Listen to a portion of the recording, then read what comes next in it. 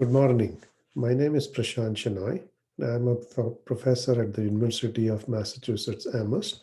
And in today's talk, I'm going to describe some of our research surrounding data driven approaches for smart cities and specifically sustainability issues in smart cities. So, let me begin with the motivation for our work. As we know, with the emergence of Internet of Things, you can now put sensors and actuators everywhere in the environment. These devices are becoming far more common, and there are more than 75 billion of them are expected to be deployed by 2025. Much of this technology trend has been led by miniaturization of embedded devices and ubiquitous wireless connectivity that is available to them. The emergence of these devices, sensors, and actuators enable numerous new application domains, ranging from smart health, which arises from the availability of wearable technology, smart homes and smart buildings, which has arisen from numerous consumer device IoT devices that are available for the home. Then smart transportation, which allows us to make transportation efficient in many different ways, and other domains such as smart agriculture, smart manufacturing, and so on. Now, our work views these techniques or technologies from the perspective of smart cities or smart technologies. And in particular, we can view them as data driven cyber physical systems. So, what is a cyber physical system? So, it's a system where you have the cyber component and the physical component that are coupled with one another and interact with one another through some integration of computing and networking technology, and has the ability to monitor, control, and actuate physical processes. A very simple example is one of a smart thermostat, such as the Nest thermostat or the Ecobee thermostat that are available in the market today. You can deploy this on your home to control your heating and cooling. So the thermostat has the ability to communicate with the cloud. It has onboard sensors, and it can sense the environment and control the physical component, which in this case could be your furnace or your air conditioner and things like that. And both of these cyber and physical components, of course, interact with the human as well. Now, our work in particular views these cyber physical systems as data driven systems. And data driven systems, in this case, are characterized by sense, analyze, and respond loops that are shown in this picture, where we have the sensing component that's sensing the environment, it's producing data. The data is subjected to analysis or analytics, and insights from that analysis are then used to either provide feedback to the user or exercise control, and this loop repeats. So, as a result of the emergence of IoT, cyber physical systems are increasingly data driven because of the ability to embed sensors and actuators in the environment. And data driven cyber physical system again arise in many different domains. And two examples in this slide. The first one is fleet management, where you have sensors that are deployed on a fleet of trucks, and these are being monitored through a cloud service, and the monitoring system can provide feedback to the drivers or schedule services or send alerts for disabled vehicles or many other types of logistics management. The other example on this slide is one of a smart grid, where we have flexible loads that are networked and controllable, that can interact with the grid either through active control signals sent by the grid or price signals, and you have sensors on them that are sending back information back to the grid about energy usage. So there are many such examples that you will find in the context of a large city, and these are just two of them. There are many challenges that arise, broadly speaking, when you think about data driven smart cities. And they can be viewed both from a systems perspective and an AI perspective. The systems challenges are listed on this slide, which range from the need to scale to very large number of sensors and actuators, the need to implement resource management, maybe at the edge, using finite computational network and storage capabilities, the need for these systems to be programmable so you can implement flexible algorithms on top of them, maybe they are AI driven, and the need for security and privacy where the sensor collect data uh, that are subjected to security and privacy considerations. There are also numerous AI driven challenges because many of these techniques use AI technologies. They range from the need for the data analytics to scale to very large settings, deal with heterogeneous data, provide real time insights, and so on. There's a need for developing data driven modeling that incorporate real world physical processes. So, just rather than looking at the problem just from a data driven perspective, can you bring in some of the physics elements to make the modeling richer? And there are many machine learning based challenges that range from domain specific inference and the need to do this efficiently in real time uh, and doing this in a black box manner and so on. So, our work that I'm going to briefly describe in today's talk looks at the problem from both perspectives, both from the systems perspective as well as the AI perspective. This allows us to develop practical techniques that can be deployed at scale but have used AI technologies within them. So, with that very quick overview of data driven smart cities and data driven cyber physical systems, let me now give you some details of one project that is directly inspired by some of what I just talked about. And that's going to be our work on What Home, which is grid scale energy analytics. And then towards the end of the talk, I'll give you glimpses of some of the other work that we are doing in this area and our future research vision. So let's now think about what it means for a smart city or a smart community to be sustainable. So this essentially means that you consume resources which range from energy, water, food, and so on in a sustainable fashion. If you think about just the energy aspects, there is now a movement to make communities net zero, which means that the amount of energy they can generate should offset the amount of energy they consume. There are many technologies to make a community net zero, ranging from rooftop solar, renewable heating and cooling, energy storage, and so on. And there are also techniques to make the community itself more energy efficient so that it consumes less energy to begin with.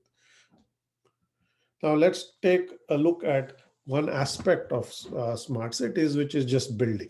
Now, it turns out that buildings are a significant consumer of energy. And if you look at all sectors put together, buildings consume about 40% of the energy within an economy. Transportation is about 30%, and other industry and other sectors are another 30%. So it's a very significant component of the energy consumption. So if you try to tackle sustainability from a city perspective, looking at buildings would be a one big part of the puzzle. And transportation, of course, would be another one, and industry and yet another. So what I'm going to talk about now is how can we apply computational methods to reduce the energy footprint of building, but do this at very large scales of a city or an entire region. So the specific question I'm going to address is, given an entire city, how can we find the least efficient buildings in the city and the cause of the inefficiencies, energy inefficiency in the city? The idea is, if you could do this at scale, maybe your utility company or electric company can then make targeted efforts to address the inefficiencies that they see among their customer base by focusing on the most inefficient buildings in their portfolio. Now, there are many challenges in trying to figure out what it means for a building to be less efficient. Clearly, if you get a high electricity bill each month, that may not mean that your house or your building is inefficient. It could simply mean that the house has a larger footprint, and we know that the larger a home or larger a building, the more it's electricity consumption. So you of course have to normalize your energy usage by the size or square footage of your building.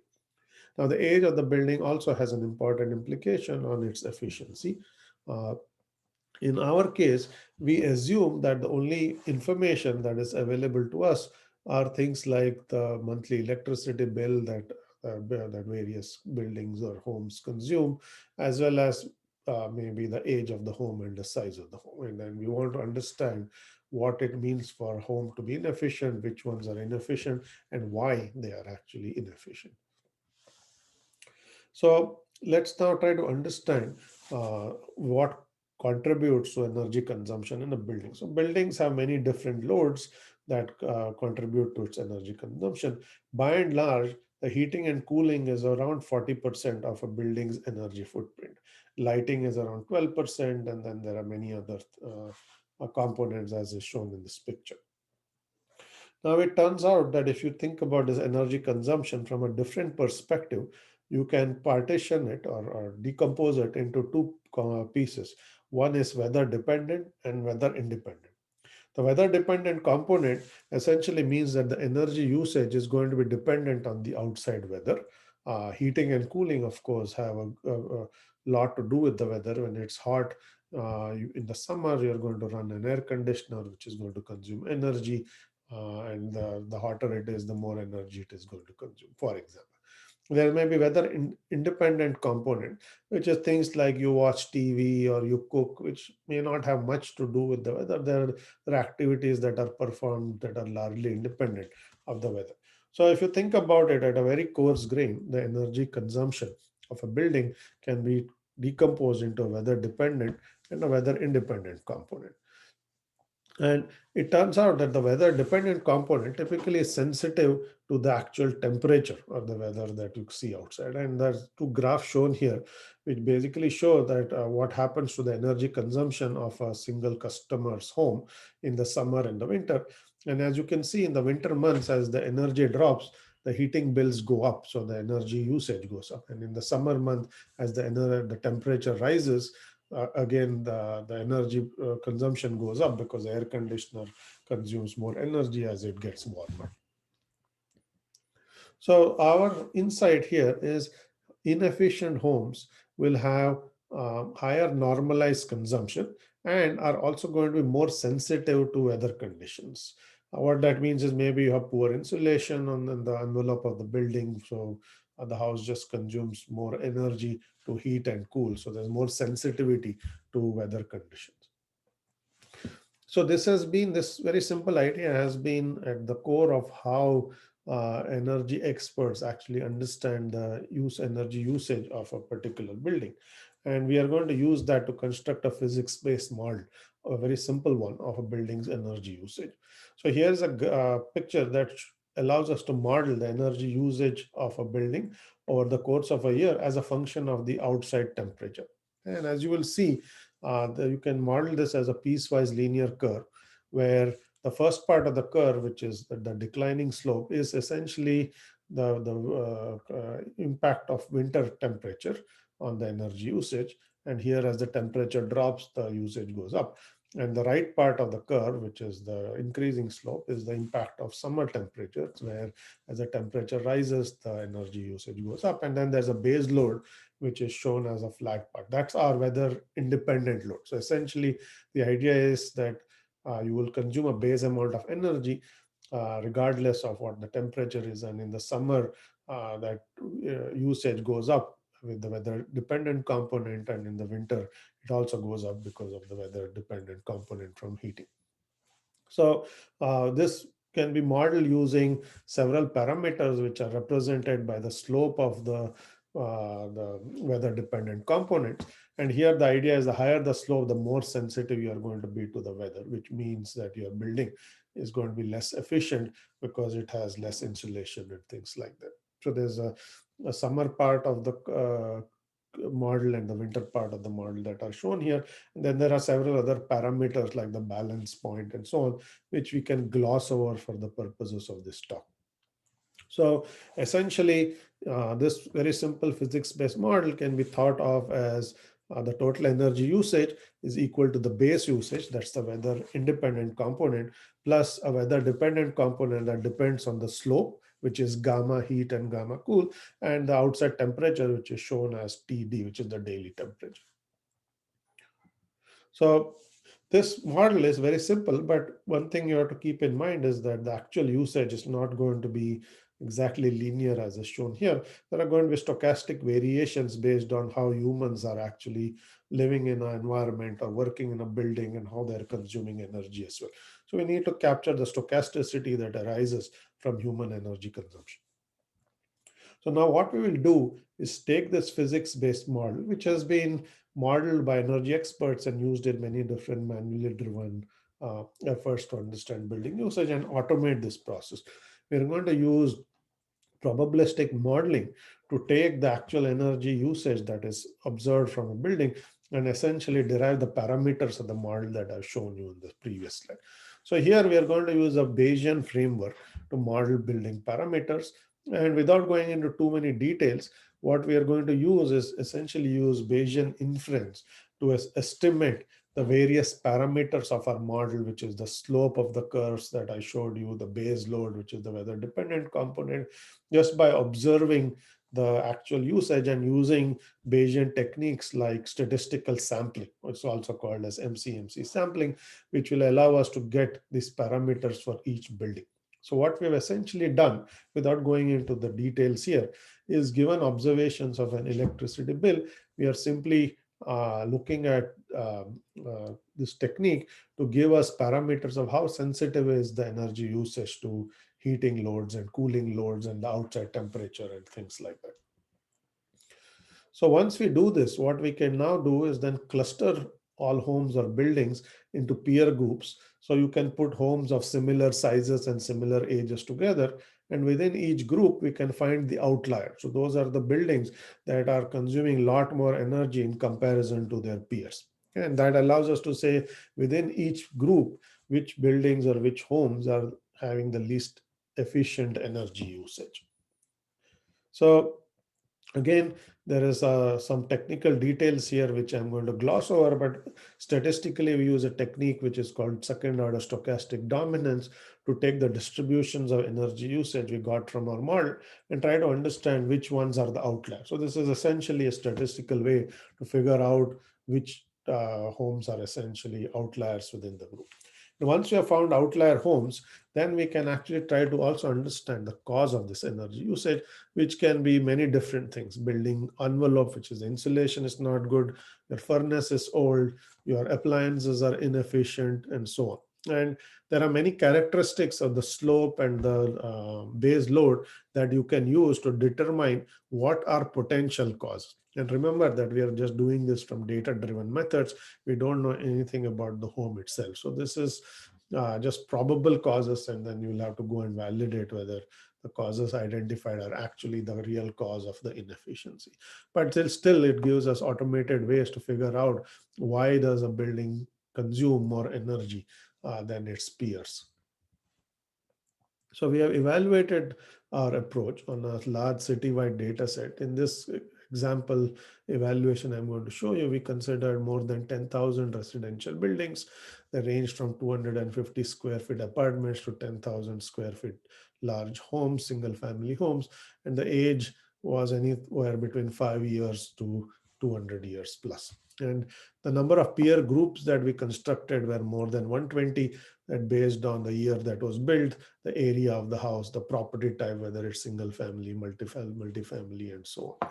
And we then conducted our evaluation by constructing a model for each home and then trying to find the outliers within each of those. And we had some ground truth to validate whether our results were actually corresponding to what human experts found through manual energy audits. And so I'm going to show quickly two graphs here. The first one is just showing us that how is the energy usage per square foot changing with the age of the home. And here there are bar graphs where you have homes that were built before 1900s, 1900 to 1945, 1945, 1965, and so on and so forth. So we group them largely by age. And one trend you see here is as the house is older, it consumes more energy. That's not surprising because older buildings will be more inefficient. They might have less insulation. They're constructed with older technologies and so on. So you do find that older homes consume more energy. Now, what we have done is within each of these groups, we are trying to find outliers, which within an older house, let's say pre 1900 house, which ones consume the most energy, and those actually become candidates for energy improvements and things like that. So another result I want to show you is we actually did an analysis of all of the 10,000 or so buildings. We found that more than half had some kind of a problem or some kind of an anomaly. And we then used our classification technique, which I didn't really describe in much detail, to understand what are the probable causes. And we found that 40% of them had envelope problems, which means poor insulation, leaking windows, old windows, and things like that. Like about a quarter had inefficient HVAC, which means that your furnace is old, it's consuming a lot more energy than if you put in a new furnace and things like that. 20% had inefficient appliances, 18% had incorrect set points, and their thermostats were misprogrammed and things like that. Yeah. And do note that this number can add up to more than 100% because some homes had multiple problems that we found. But roughly speaking, around half the homes we have identified at some issue or the other, and some of them could be rectified more easily than others. So this technology is essentially, if you think about it, can be a game changer in building energy analytics. You can look at the energy analytics at a big city scale, where you can analyze all of your customer bases. You can find out which ones are the most inefficient customers in your customer base. You can figure out the probable causes. You can provide detailed reports to customers, explaining to them their energy usage, why their energy usage is high. You can suggest retrofits that they could make to figure out how they can address these causes. You can tell them about energy subsidies that many states provide, saying if you put in a new furnace, you can get some subsidy from the state for doing this. And we've created essentially a mobile app and a web app for utility users for them to actually do this kind of drill down analytics. So now I'm going to describe very quickly two other projects that have similar ideas, which is that they are using AI techniques and they have been deployed for sustainability use cases. And there are two here. The first one is called Solar Click, and the other one is called Deep Roof.